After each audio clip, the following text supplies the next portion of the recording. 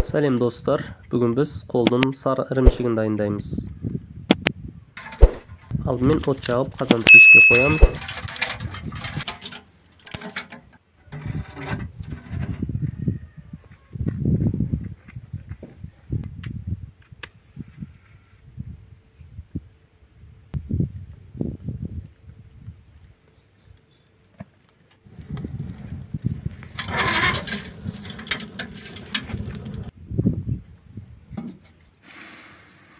Шикі сүтті сүзіп, қазанға құямыз. Біз 5 литр сүттен жасадық.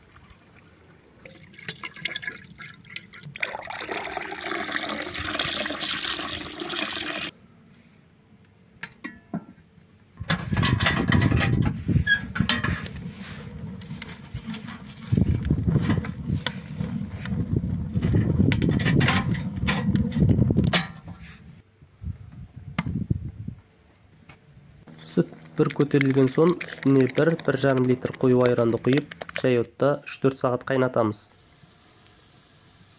Қайнау барысында сары суы осылай бөлініп шығады.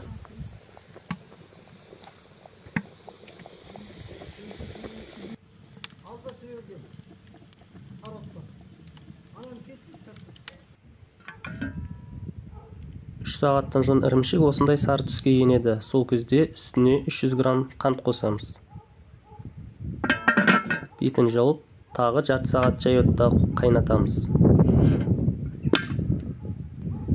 Дайын болған ірімшікті сүзіп алып, үстін ауыр затпен 2 сағатқа бастырып қоямыз. Сонда ірімшік жақсы бірігеді.